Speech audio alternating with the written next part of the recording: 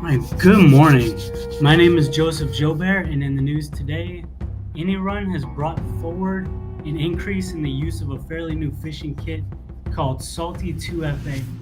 It is a very sophisticated bit of phishing kit and it hits all the stops and pulls in corporate credentials very easily. I personally think that as far as the multi-stage phishing kits go, that old school where you're going into a trusted situation like the double barrel phishing attacks is I don't want to say easier but more successful, but this style is picking up since July and it's not going to slow down. It's easy for anyone to use and it's part of a phishing as a service platform. Kim, if you're ready to take it away, off to your topic. Yeah, so the Jaguar news about the Jaguar Land Rover data breach has been coming out in bits and pieces over the past couple of weeks. I think the initial breach was first public knowledge on September 2nd. And, if you are, let's say, a Jaguar Land Rover dealership, for instance, you probably don't have to worry too much about financial information or sensitive customer data being exposed in that breach, or financial data related to the car dealership or anything like that. But what seems to have been affected is I've written about industrial technology and OT quite a bit. It seems to be at least partly an OT related breach, operational technology. So it's the very complex, now highly computerized, mechanized factories probably that are involved in vehicle manufacturing. That's my educated guess. So the statement that was released on September 2nd said JLR, which stands for Jaguar Land Rover, has been impacted by a cyber incident. We took immediate action to mitigate its impact by proactively shutting down our systems. At this stage, there is no evidence any customer data has been stolen, but our retail and production activities have been severely disrupted. And they said that they're now working at a pace to restart their global applications in a controlled manner. And then, just today, September 10th, is it today? Yeah, today's September 10th. Came out that they've confirmed that customer data wasn't breached, but let me see here. You got to think about it. I mean, they've put, you know, all their eggs in one basket. So, I mean, it's just been a matter of time before something like this would have happened. And the computerization of cars, is not on the decline. It's on it's on the slope going up. You know, soon we'll have, NVIDIA cards, with our hard drives in our cars that, track and trace everything because, I'm seeing new vehicles now that actually can, be used as a hotspot. And that is the scariest thing on the planet. It's like, wow, I'm driving around in a Wi-Fi node on the interstate. That is the creepiest thing in the world. And I just hit a button and have the car drive itself. I like driving the car. I don't want the computer to drive the car. Maybe to stop an accident. Absolutely. Are you the kind of guy who would deliberately buy like a 1995 model vehicle? Yeah, I've got a 2016 Mustang, and guess what? It doesn't have a hard drive in it. It's got a rear view camera and so forth. But yeah, I mean, I also have a 1996 truck that's got roll down windows, which kids don't even like. My daughter was like, "What's that, Dad?" I'm like, "That's how you roll the window down, sweetheart." Because they've never seen it before. What's really funny is here in Canada, a few years ago, there was a controversy in Canadian government because there were, I can't remember which Canadian politicians, but there were a few Canadian politicians who were really concerned that the flipper USB device with all the radio signal capabilities and whatnot could be used to easily rob a car when it's not that easy because of the rolling codes and whatnot. Right, and we did this with the government. When I was working with DARPA, this is back in 2010. when we started seeing the computerization of cars. We were going to see, and Chevy was really nice to give us, their OnStar system and like test our vehicle to see if it's hackable. Okay, well, we went through the OnStar system, found out that it was using Java at the time, which was the programming language and flavor of the month. So we ended up basically hacking the vehicle, and like we had Leslie Stahl from 60 Minutes that was driving around in the vehicle, and we were like, turn the windshield wipers on, make it look like the engine light had come on, put it in park immediately. So I mean, it was just one of those things like, wow, you did not secure the code and the coding for the vehicle, and you turned it into a Wi-Fi hotspot. I mean, if you had some basic, applicational program, this is before the flipper was even invented. We were doing this, just with a regular laptop and a Wi-Fi antenna, just pointing at the vehicle, and getting the information and stuff from it using applications and programs that were still readily available on the internet. Most of them are built into Kali Linux. Yeah. So, I mean, I've heard of some apps that people have run on tablets that just use Bluetooth. But yeah, I mean, obviously, it's way, way more difficult than the Canadian government believed it was. Hmm. And also, with all that time that you're spending with the device going through all kinds of potential codes, I guess kind of brute forcing or whatever sometimes, that's a lot of time to be in a parking garage with cameras or people walking around. Do either of you guys have I a have a flipper? flipper. I have a And flipper and all the Okay. Hack 5 toys, they almost banned flipper Yeah, in Canada because the Canadian politicians believed that. Yeah, it actually is pretty easy though. You just take somebody's key far away and Yeah. capture the button too far away from the car, and then move your flipper closer to You the used to car, be able to get and you've yeah, got you used that to be able code. to get flipper on Amazon. Then Amazon took it away. And I had Oh, I got mine. I was one of the first to get it. I oh love that yeah, little toy. it's a great tool. Don't get me wrong, it's an awesome tool. I mean, to use at my house on my systems. Yeah, and it's a good testing tool to test your network to make sure it's secure, right? And I had to order mine from Europe. I actually ordered mine from the UK, and they got all these different modules and stuff that you can plug into them with like Raspberry Pis and PyCharm and all this kind of stuff. With the programming is relatively simple and stuff for what you want it to do. Most of them are package applications that Kim could download and install, right on the device itself. I've been disappointed by the game selection. If you go to some of the sites where they distribute software for Flipper, there are I think someone developed Doom for Flipper. Oh, So there is Doom for Flipper. But I got to be quite honest with you. Since I got my flipper, like I played around with it a little bit. There's all kinds of signals in my building because I live in a massive skyscraper and lots of people live here and they all got their own Wi-Fi and Bluetooth things and whatnot. But I mainly use my flipper as a remote control for my bedroom TV wow. because I lost the remote control for my bedroom TV. So I just use the flipper. Oh, that is so funny. Oh, that's great. But I mean, that's and I'm not surprised by this. I mean, look at the hacks that we've had just in this year alone in the OT sector and the IT sector. Salt Typhoon, Volt Typhoon, which has been nation states that have been doing this, and now we're seeing rural and county hospitals being attacked, more because we have some OT structures that are moving and consolidating within water systems and power, and now that we have AI that is basically these companies are buying thermonuclear reactors now to power their computer systems, is getting kind of crazy. But I mean, if we looked at the power consumption of some of the data centers, they are going to be massive. I mean, I massive. I am one of the camp that does not like computers and things that don't have to have computers. So, Yeah. Now that we're getting a little off topic, we're going to go to our next segment, which would be introducing our guest. This pilot episode's guest is going to be Chip, who's actually one of our rotating hosts.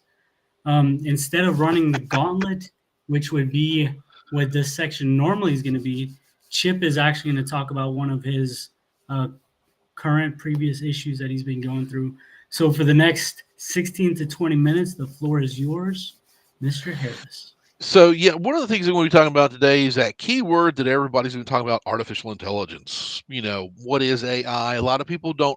A lot of people want it, but they really don't know what's behind it, right? And all three of us that are on this, wonderful podcast today, know about AI because we grew up when it was coming up of age. And as I explained to my daughter, I was like, "You're going to be the first generation that knows nothing but AI." Because it's been given to you when you started school.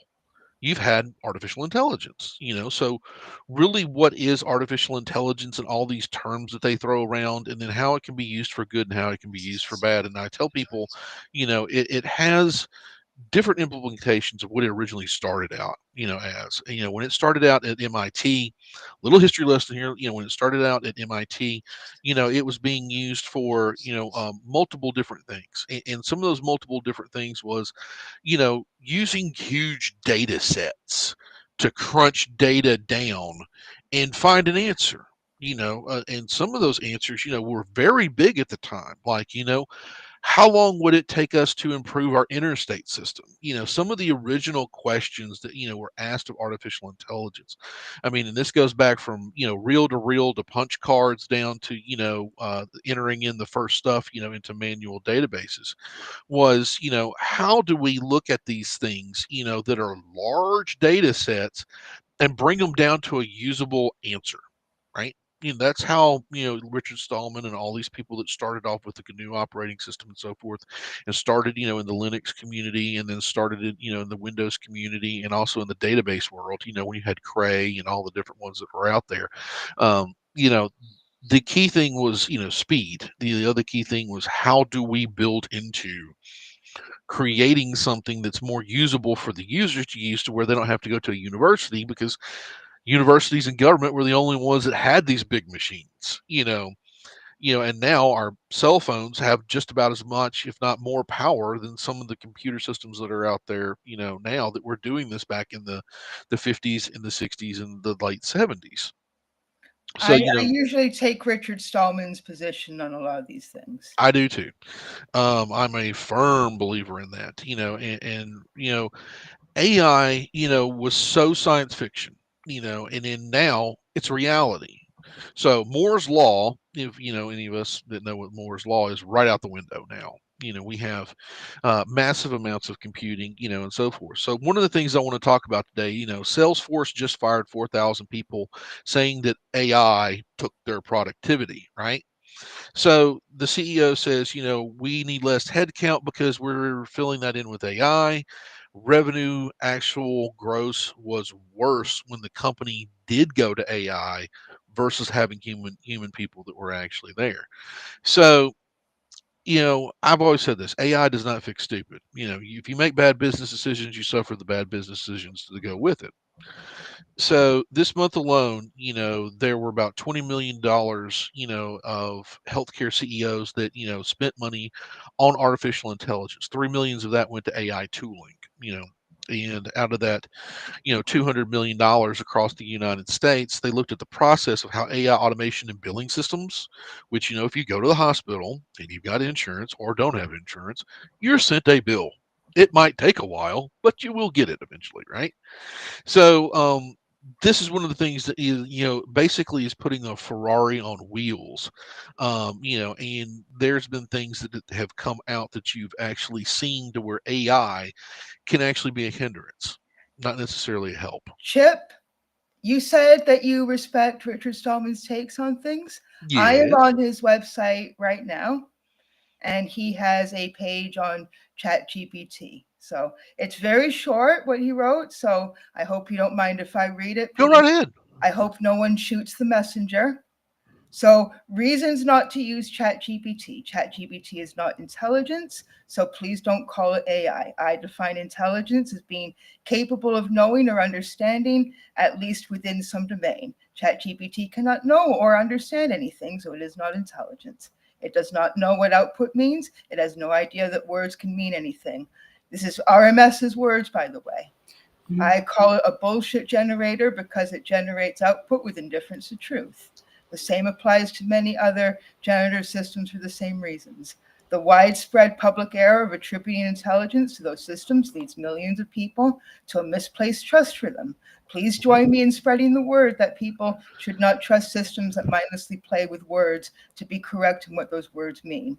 Another Right. reason to reject ChatGPT in particular is that users cannot get a copy of it. This is very much an RMS kind of position here. Yes, It is absolutely. unreleased software. Users cannot even get an executable to run, let alone the source code. The only way to keep it is by talking to a server, which keeps users at arm's length. Doing your own computer via software on someone else's server inherently trashes users' freedom, and that's a hyperlink. hmm and that's true. I mean, it is basically like giving a 5-year-old an Uzi, as I tell people, especially if it doesn't have the guardrails and stuff that's set up on it. And it's in its infant stage, and they're saying, oh, we would need to get to singularity as soon as we possibly can. And what that basically means is the human element is removed because it's doing 20, 30, 100 iterations, at a time of a product, or something that's actually there for. So Richard Stallman has some very, very good points on that because it is a tool, and you have He to, didn't call it a tool, by the way. yeah, yeah, you gotta program it. It's just like a computer. Nowhere in RMS's statement did he say it's a tool with potential in the future. You got to program it the right way. Yeah, and the thing is that I agree with with some of the things he's actually said for it, but can it be used for good? Yeah. Can it be used for stupid purposes? Absolutely. We're one thing that I've actually seen in the brutal truth about AI is this: company A spent $5 million on a chatbot, and their production dropped 40%. So this was a test that was done, scientific. Then company B used, AI for its top reps to find leads, and then it jumped up 35%. So teeter totter there, huh? So why did one go, down versus the other one go up, right? So the reality check was out of 10 companies, was their growth. So that's how, I look at it from a business standpoint, Kim, and not necessarily a scientific standpoint. And your ethics and morals are completely there. I agree with you. It's just a generative engine just to say, hey, do you like green? And it causes a hallucination or what they're calling a hallucination, and it locks up and it says, I like blue. So I always compose my own words yeah, because I think and I use words for communication, and to delegate the usage of words to a machine that is just imitating mathematical right. patterns of ASCII characters would be delegating, would be basically atrophying my brain. And there is a lot of research coming up right now about brain atrophy. Yeah, and I'm a fan of language, right? I I do my Huge fan. own thinking. I do my own Right. communication. When I write something, I'm at the keyboard typing it out. Right, and the success is the communication of words, right? Words have meaning, especially in cybersecurity. So, I tell people, this is one of the things it looked at. It looked at the way AI can make growth. So how does it make growth? So if 8 companies actually combined and got 400 million dollars, 2 of them succeeded first by using the AI. But guess what? The first thing that they asked is fix your broken stuff first. That's like what's broken within the network, what's broken within the system, what's broken within sales, what's broken within this, and it churns its data. It goes out there and it goes to its LLM, which is a large language model, and it's scanning the network, and it comes back and it says, well, the first thing that you need to do is give everybody a pay raise.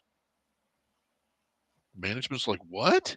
They're like, yeah, you got to give them a pay raise. Give your actual people, not me, the computer, a raise. Give them a 10% raise because you made X amount of dollars, in profit margin, and your people have had stagnant wages for so long, they've never had an increase over 3 to 5 years. So give everybody a raise. And you'll see productivity go up. So they did that. So that was one of the first things they did. And the next thing that I thought was very interesting about this that they actually did is who's the big winner? Well, AI performed at 20%, but the human element performed 60%. So once they got a raise, and they got more money, the human factor went up. So that was very interesting. So instead of staying flat at where it had been to where AI was outmatching it, they asked the AI, hey, how do we make our, more profitability and so forth? Well, pay your people more. Ah, look at this. Better cost of living. So it was, I thought that was very interesting, and then were the people satisfied? Absolutely they were satisfied, There's because, a there's a you're real getting, crisis right now. I agree with yeah, you. There's research coming out now that says that more than 60% of the US population cannot afford even a very basic standard of living. yeah. It's the $5,000 crisis. Most people, if they have a injury or something happen, they don't even have $5,000 in their checking or savings account, to be able to see 90 days out. So, I mean, I understand that, and and the one thing why I brought about this was because I'm always thinking about some of the stuff that I see on LinkedIn, and I hear from people in the industry and so forth, is that we're about to experience in the United States what we call the white collar recession. Because the job numbers are horrible, and I'm in the process of looking for a position because I have a contract that's coming to an end after 5 years, and they've said, guess what? Not getting renewed. So, I'm having to look for a position myself as well as working. So, I don't like the term quietly quitting because that's retarded. I think it's the stupidest thing they've ever come up with. But, when you're looking at it from what Salesforce says and then what the industry says and then what the numbers say versus what the government, and the job numbers, so it gets very interesting very quickly. That's like, wow, if you want your people to outpace the AI, first off, pay them, and guess what? They'll produce more than the AI actually will, and there's a 12% more satisfaction rate from the customers. So, it was very interesting to see how that actually be done because, why are you firing people when you need more cybersecurity people coming in? It makes no So sense. this is going in a great direction, and I wrote about this in detail recently, and I believe that towards the top of 2026, we're going to see a return to hiring actual people when the like Kim was saying, the term artificial intelligence isn't real. It's not intelligent. It's like when we got hoverboards, based on Back to the Future hoverboards. They weren't actual floating skateboards. They were these goofy things with two wheels. And they It's just exploded a name. too and caught on fire. And the Chat GPT was just first to market and coined the term artificial intelligence to sell the product, and everything else kind of flowed with and caught up in a snowball. I've been working with artificial intelligence and machine learning since 2013, and in spaces where it was actually usable and has grown into autonomous vessels and things like that, not generative artificial intelligence as it's gone into. Right. Um, So let's explain to the audience what's general versus specific. So I use and Kim knows this as well as most people knows. I use what's called CAI, centralized artificial intelligence. So it's research papers, documentations that's put out by the government. using It's RAG. yeah, case studies, stuff like that, to actually use an AI that I can generate because you can make what they call a large language model, and I use a program, Yes. that's called anything, LLM. I actually have it on my desktop, to where you can just Nice. make your own large language model and then you can test an AI on it, right? And you can give it Mhm. guardrails, you can set up all this different kind of stuff. I don't use guardrails. So people are like, wow, but it's not plugged into the public internet. That's the thing. It's Okay. not Yeah, plugged into we use 4chan Olama here. by any means. So, We use Olama here for our personal stuff, so that way nothing goes out. We've got them yeah, I mean, sandboxed. it's a standalone. But we use generative AI because it's great for our co-pilot, which is another um, phrase that was taken a little Too early. bad. I hate Copilot. I We like see generative eye to AI eye on as a we see eye to eye on the issue that not paying people and firing people and trying to get rid of as many people it's in your Yeah, organization and as possible that was getting to is my point. is The rest of this year is gonna get bad. A lot more people are gonna get fired as the C level and everywhere else sees profitability in using these seemingly intelligent software tools. Because when you first use them, they sound intelligent. They sound like they know what they're talking about. But the more you use them, the more of the hallucinations and the poisoning takes effect, and you realize you're making huge mistakes. And you're gonna need to start hiring actual people again to use these tools to manage the tools, You and to don't get govern your AI. one problem that I've heard, and I think I wrote about it in 8 Steps to Better Security. That was back in 2021. Yeah, And I that remember that. you Yeah, got to hire junior people. You got to hire junior people. You're not going to get senior people if you don't Right? hire junior people first. One of And the we're going to biggest see a problems, gap and because of it's this. been a massive problem in our industry for many, many years, long before anyone knew what ChatGPT was. It was a massive problem. Was the idea of, well, entry level position, you've got to have a CISSP, and we know that that's not an entry level cert, right? I think we've got multiple CISSPs on camera right now, right? And that is hard.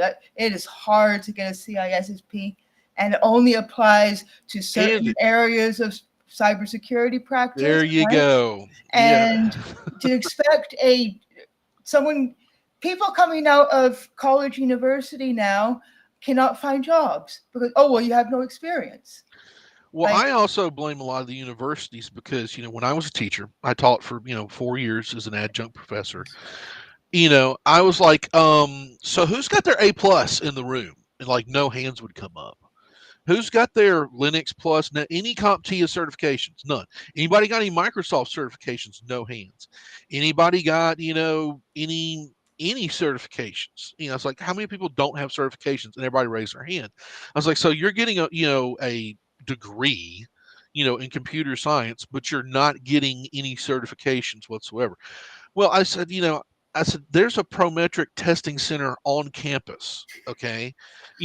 Like you can go and get these certifications at a discounted rate because I pay full price and a CCISP is not cheap. The training's not cheap. None of the books are cheap. I mean, and it changes every 6 months. So, and it's more for a management upper level position that you're going to a C level, to a management position, to where you're over teams of people and whatnot, you know, and I was like, wow, so nobody's got their, OSCP or OSINT or any of these things. They're like, no. And I'm like going, okay, so this is what we're going to have to do, everybody. I said, I'm going to go talk to the dean and we're going to have a little sit down chat. And that little patent chat's going to come back out to where you guys need to start learning certifications because not only are you getting a degree, right? And you're thinking you're going to graduate and become some mid-level management and or so forth. Like y'all don't have the keyboard time, you know.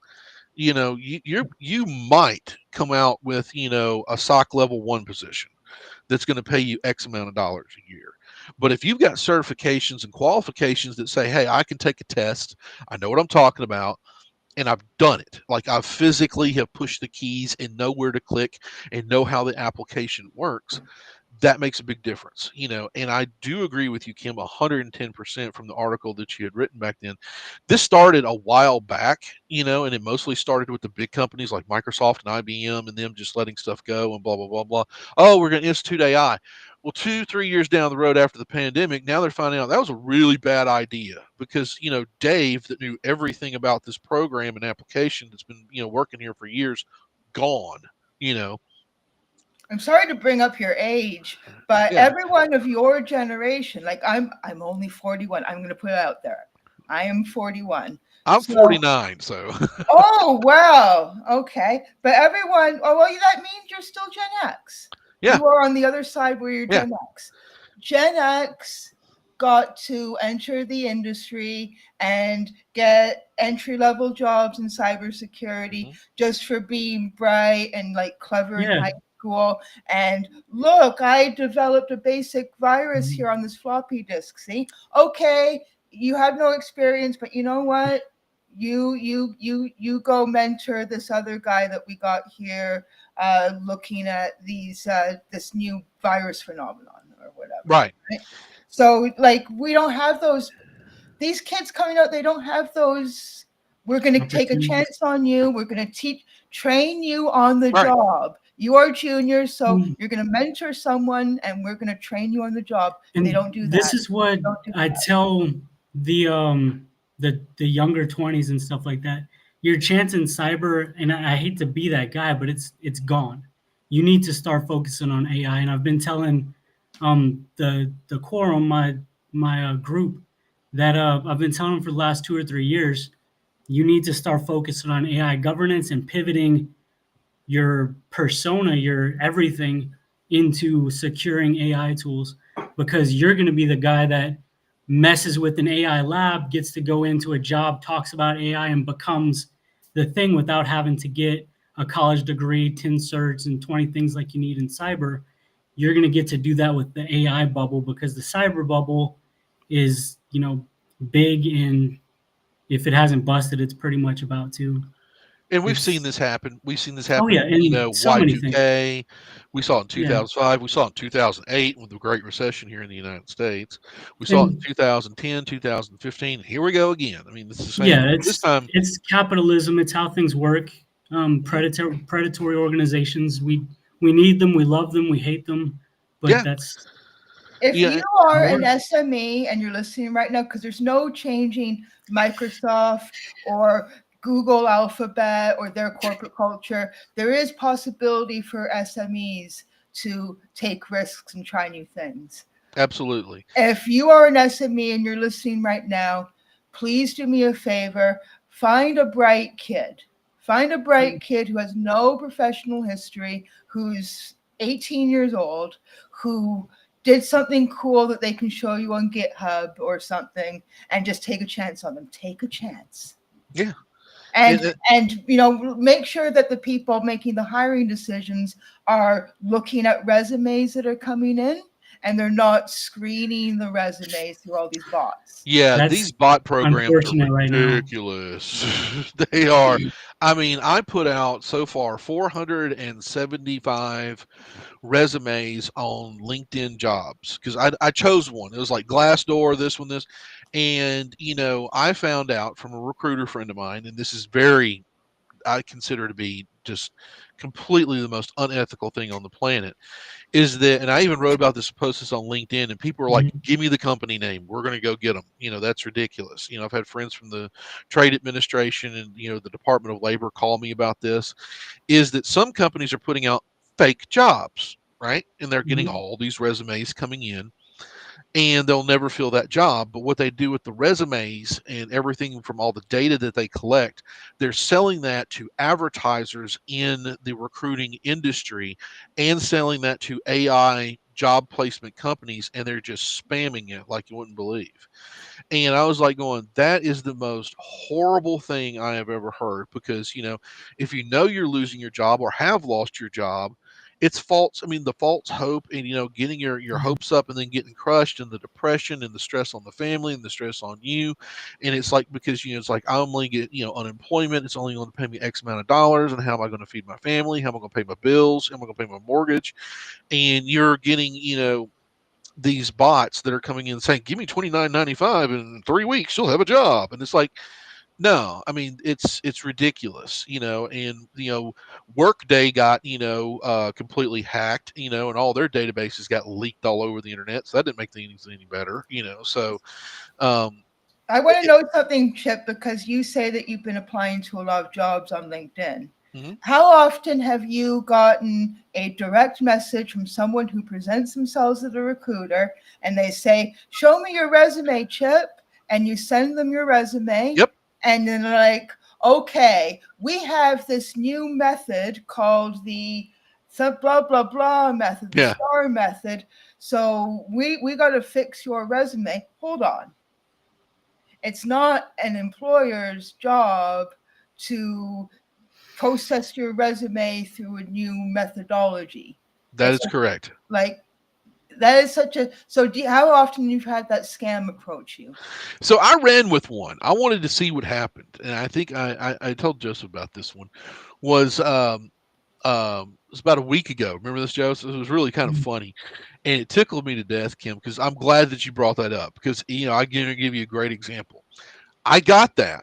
right? And the first thing I did, and it said, I'm with, a very reputable pharmaceutical company. And first off, I was like going, that's kind of odd. And then, we played the LinkedIn game back and forth and whatnot, but I, was tracking the IP address and everything that he was sending me to, and it was going to Myanmar and Burma. And I was like going, okay, that's illegal. That's not legitimate, because this pharmaceutical company has nothing to do with those countries. They're a U.S. based company. And he said, I like your resume, so forth. You got some formatting and some stuff I need to change, blah, blah, blah. Send it to this person at Fiverr. And I was like, ooh, okay, here we go. Here comes the scam, right? And, the scammer, sent me to this Fiverr account, and I, said, this is the resume generating lady. So the first thing I did was I checked out who the guy was, that was the representative that was trying to hire me from this pharmaceutical company. Found out that they'd used clip art from the internet, to create the profile, and they had spammed another recruiter's profile of a real actual recruiter that was there, that worked for the company. So they had taken some stock image photo, put it on there, created a job title, created the content from somebody they had actually stolen from their HR, and was saying, and they created a fake resume generating company that was in Myanmar and Burma, and attached to a Fiverr account. And the lady said, she goes, well, this is the resume person's going to rewrite my resume.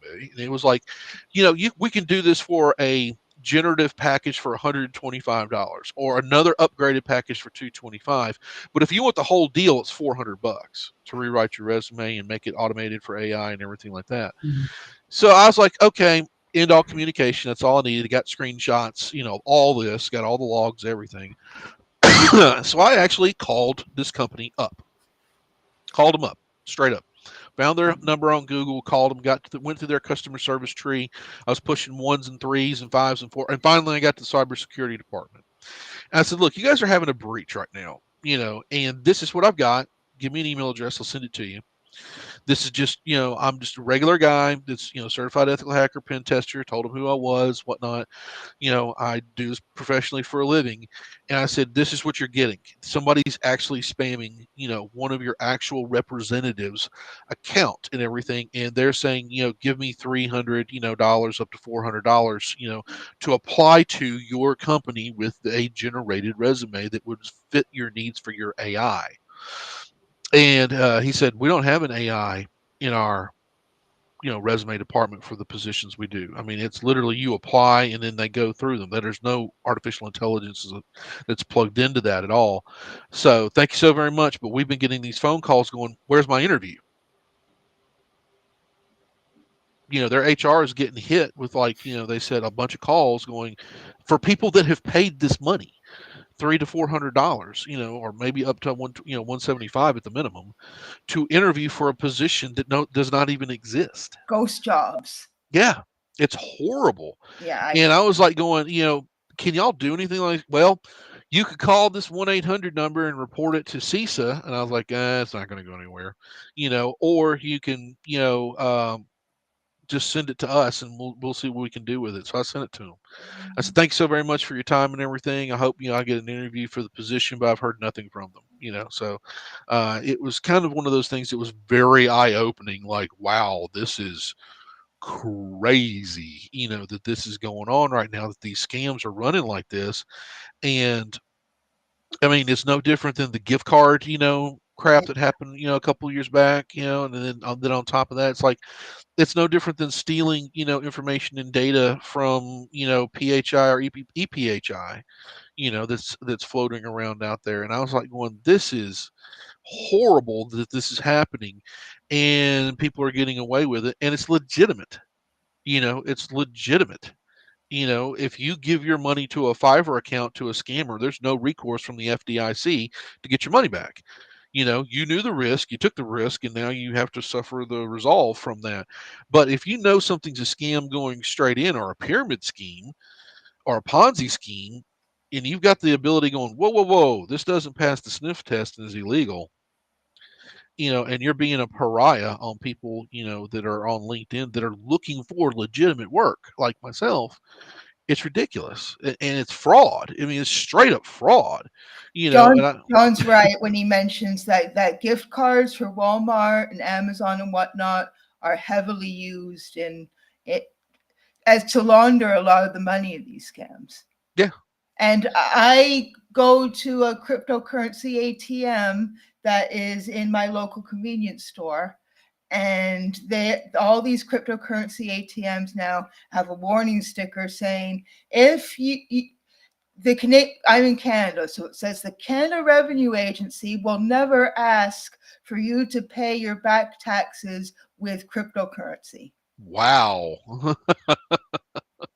So yeah, but that's very common. It's a very common sort of phishing scam to say you're going to go to jail if you don't pay your taxes. If the U.S., it's the IRS, Yeah. right? The IRS is going to arrest you if you don't pay your taxes. We need you to send us $10,000 in Amazon gift cards, and we need you to send us a fraction of a Bitcoin. And here's instructions about how to buy a Bitcoin. And people fall for it. I mean, maybe most don't, but they don't think, why is the government asking me to pay my back taxes in Amazon gift cards? Right. This happens every March here in the U.S. when our tax, people start doing tax season, from January to March. The IRS, and I've said this many times, the IRS will never contact you only through the mail. That's it. They mail you a letter first saying, hey, you owe X amount of dollars, right? Please report to your local IRS agent, and they'll try to work it out. I mean, they will try to prorate, your payments and stuff like that. They, only unless you've done criminal stuff do they actually ask for a lump sum, of money, but normally they litigate that out, to where it's like, okay, you owe $5,000, but since you're here today, can you, we'll wipe some of this off the record, and if you can pay $1,500 right now, we're done. And you're actually doing that in the IRS office, a actual legitimate government building. No one's going to come to your house. They're not going to arrest you. There is a litigation process before they get to the point where they put on the handcuffs. Right. So we're at the end of the criticality segment. Normally in most of our shows we'd be going through the critical infrastructure events with the guest. This time it was, as I said, it was one of our hosts that went through and had a fantastic discussion. At the end of that, we'd be going through where the host would go through and kind of ask how the guest felt about everything. But I kind of joined all that time together. I think we had a pretty fantastic discussion. We hit quite a few topics. I'd like to, in future conversations, kind of filter out and go through, because we talked about so many different things that I know we can elaborate on in a lot of detail. I mean, scams alone, I think as the holiday season comes up, we can have a show just on scams. And I know we could have like 2 or 3 shows just on all the different types of AI domains and things. But I do think that we've got less than 20 minutes left. We can start looking at Chip. If you'd like to go over what Kim and I talked about in the beginning, Kim, if you'd like to refresh him on your topic. Yeah, so it's the Jaguar data breach. It now seems more and more certain that the breach data was not financial data, but it was data directly related to the OT operations. And also, another thing is there's an attacker who is claiming to be Lapsus related, and something's that spider group that's been coming out with all these ransomware. Scattered Spider, they are. So for a lot of people who don't know what OT is, and I really wish that's something we can push out heavily, especially for a lot of the newer people. Operational technology is what drives the world. We're familiar with IT if you're even listening to this, but OT is the side of the world that makes everything work. Yep. And Chip, if you could kind of dive into why anybody would find anything on the OT side worth hacking, getting into, doing anything with. Yeah, there it's a theme park right now because it's all old base technology. Here in the United Mhm. States, a lot of the OT systems, which is operational technology, which is your electric, your water, your sewer, your water treatment, power generation, whether that be electrical, coal fire plants, list goes on and on. OT is also in buildings, what they call building automation systems, and that is the tasty spot for hackers right now. And most of it's aimed towards medical, in medical, and that's being hospitals, medical devices, that's being, life care, patient care like NICU, ICU systems, that are all tied in. And, for the longest time during audit season, when audits come around of anything that's in medical or anything that's in the government, it's always been, we'll get to that when we get the money and the budget set up Yeah. right to fix that, right? And they've let it slide, and the Colonial Pipeline incident kind of woke everybody up and to say, Mhm. oh wow, we can't get fuel distribution from A to B. Now I've worked in this industry for a long time, 30 something years, and I'm like going, the fuel will get there, right? It'll still go 4 miles an hour through that pipe very slowly. Not, it doesn't move slow. It doesn't need to move slow. The problem was, with the Colonial Pipeline incident, was it was running on Windows XP Service Pack 2. That's your first problem. The other problem, though, too, was this opened up because it goes through so many states for the State Department as well as the State Attorney General's office to look at, why is it Mississippi is getting charged this much, for it going through my Mhm. state versus Alabama, which is getting a cheaper rate versus Mississippi, and then Louisiana's got the highest rate, but they end up billing New York, twice as much. So there was a lot of billing issues and fraud that came out, in the Colonial Pipeline, incident. And if you ever watch the hearings, for us that work in the industry, was the biggest lie festival and joke that you've ever seen. I mean, it was horrible. We were laughing and we're like, "You lying mother!" We were just like going, "Dude, you you're blatantly lying to Congress, and we know it." And that CISA, which is our governing body here in the United States, investigated, excuse me, and found out, yeah, they're lying. And here's the evidence. And they got hit with massive amounts of fines. So CISA, decided, hey, we need to put this into, the standard for when we do audits now here in the United States, which is great. I think it's awesome. I think it's one of the best things in the world, to say, hey, that electrical system that's in your building, or, the power generation station that's out there in the field needs to be upgraded and updated, you know, so that's what OT technology is. But it's been a hacker's paradise because they're so old and they're open. And for some reason, everybody decided to put them on the internet. Yeah.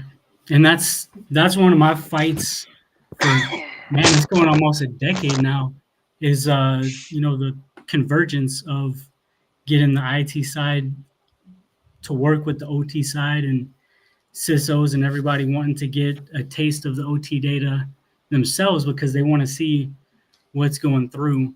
But that leaves a lot of vulnerabilities open on the OT side, which, as you said, has XP, has DOS systems, has a lot Oh, of yeah. it's a Yeah. lot of really old, Windows NT, and just old systems, which has to be for anybody watching is like, why don't they just get Windows 10 or 11 or something? The people who wrote the systems may not even be alive anymore. And for an organization to just rewrite the same things for a new operating system would cost an insane amount of money when they can Right. just keep what they have.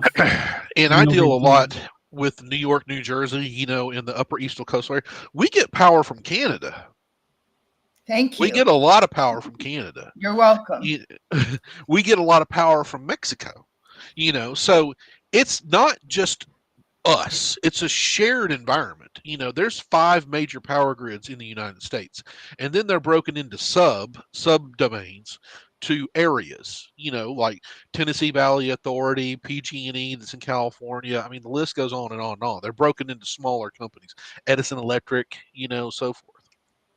And one of the things that we had worked out for the longest time was everybody generates and then we distribute out.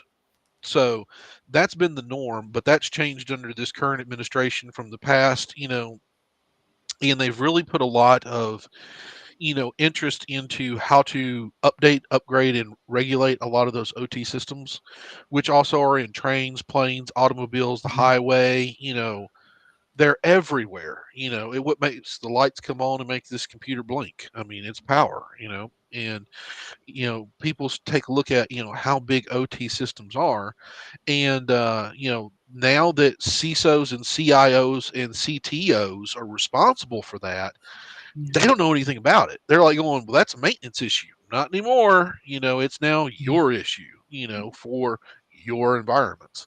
John So, says the industrial segment period has been needing a major overhaul. They are in the process of correcting it, but it's going to take time and a lot of money. oh, a lot of money. You were talking about the power grid before.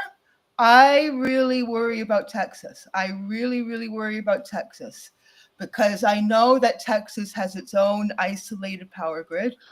I know that I remember the disaster in Texas in 2021 when there was an ice storm, and they are not used to very cold weather in Texas. And so like here in Toronto, for instance, if it got to be really cold and icy, we have like the snowplow vehicles, we have tons of salt and sand, we've got telecommunications infrastructure that's buried deep underground, we've got all Yeah. that stuff. In Texas, they are not prepared for cold weather, and they had Ever. power problems, right? And it was just atrocious. But then the summer comes and we've got climate disaster, and so it might get to be, I'm going to convert this all in Fahrenheit because you're all Americans. It might get to be like 90 something Fahrenheit or so. And so everyone's got to run their air conditioners and their fans. I'm sure if you live in certain parts of Texas, you have your air conditioners and fans running the vast majority of the year anyway, right? Mine's running That right is a now. major strain, right? So I really, really worry about Texas's power grid. I was moving out on my own in 2003, the big Eastern Seaboard blackout of August 2003. I was just living on my own for the first time as an independent adult, and then all of a sudden that blackout hit. Yep. But they were able to resume the systems quicker because it's such a diverse and interconnected power grid. Texas doesn't have that. Yeah. And Texas is its own singular power grid, and it is not like you said that there were 200 people plus that died, and what made me so mad about the Texas power, incident, that when they, literally the streets were iced over, the telephone poles were iced over and everything, was that some of the businesses that were there that did the right thing. They kept their thermostats at 65, 70 degrees. They didn't have their pipes burst or anything like that. Since it's all shared, that's how they look at it. Some of these businesses and people got electric bills that were in the thousands of dollars, and they're like, whoa, how did my power bill go from $200 to $300 this month and then jump up to $5,000? And they took that to court, and they were like, nope, you don't have to pay that because it was prorated, and they're like, well, that means they just basically get to make up a number. They get to make up a number of how much they think you're going to use.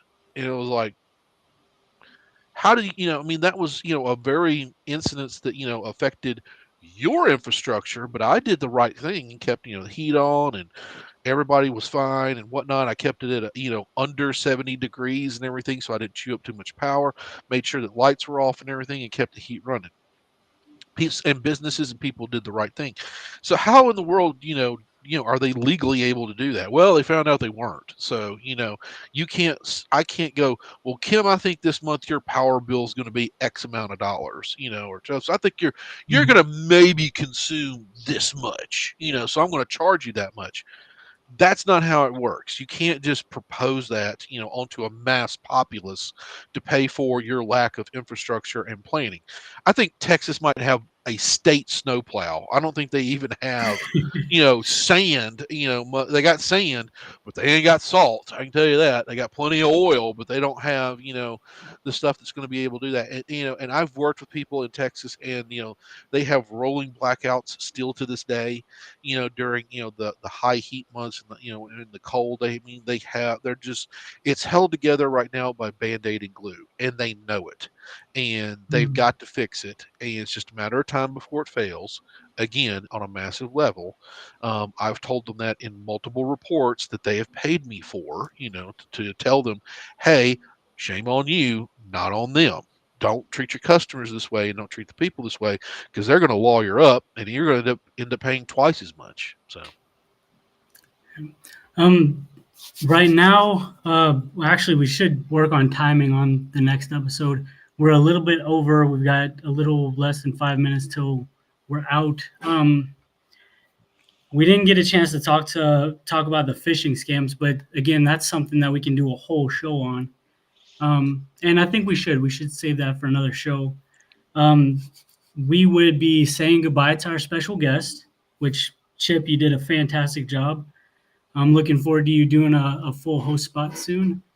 And as the guest signs out, they would be talking about their favorite charity. Chip, I don't know if you've got something for me at St. Jude, always. Kim, I don't know if you've got one. If you guys want to talk about a charity y'all like. well, Doctors without Nice. Doctors Without Borders. I'd rather just use the French name, Médecins Sans Frontières. Ooh, I don't speak French, but that sounds really cool. yeah. Mine, of course, is the Comic Book Legal Defense Fund. I'm a huge comic book fan. Been a comic book fan forever and ever and a day. Have comic books sitting over here. The Comic Book Legal Defense Fund, I give 10% of my annual salary to, and it's for Nice. artists and people for non-censorship in comic book industry. To where they are, if you can believe this, content creators of comic books get sued, for the content that they write. Marvel gets sued, DC gets sued because somebody was offended by blah blah blah blah blah. But it's also for independent and small, indie, Nice. comic book companies that produce stuff. So for the longest time, a lot of my money went to Dark Horse, Dark Horse Comics, because somebody didn't like Hellboy, which they turned into 2 movies. Actually, a third movie came out just not too long ago. I think they You have know, 4 now. yeah, and then a lot of the I actually get a report back. Like some of my money went to Frank Miller, who's a huge artist that I love. To defend Sin City. 'Cause somebody took him to court for plagiarism. Or said they plagiarized his stories and whatnot, which those Nice. have been some great movies. So I actually got to meet, I actually went to a comic book convention and Frank Miller was there. I actually got to meet him, sit down, talk with him, had a cup of coffee with him, talked about censorship that's actually happening in the industry right now, and then how, the money that, I donate, helps them for protecting, the ability for content creators to create stuff to where it's not censored by, you know, Tipper Gore. That bitch. Yeah. I'm glad you brought that up. I didn't know that one existed. It's pretty Yep. awesome. We're going to be wrapping up the show. For future shows, we're going to be ending with people that we found on LinkedIn. Like Kim had talked about earlier, find that 18, 19, 20-year-old and bring them under their wing. We hope to be spotlighting some of that talent and, kind of bring them into the public eye. But for now, you're going to see a Discord link pop up on the podcast thing. Join the Discord. It's going to be hosted by the Cubic Quorum. We've got links to talk about the phishing scam and just so much else. We've got several critical infrastructure discussion groups. We've got Whole Cyberhuman, who's got a education group in there for cybersecurity and other stuff. We've only got about 700 people in there right now, but we're always looking for more people. And we don't just talk cybersecurity, we talk about ethical hacking, bug bounty hunts.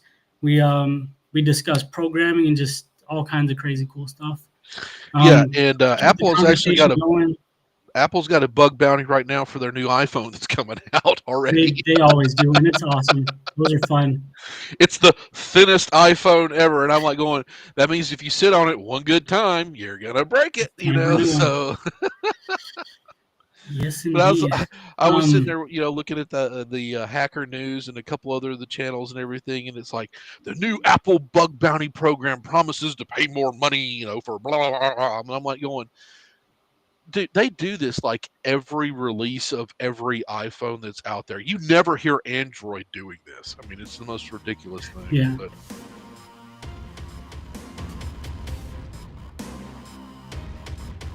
For the next episode,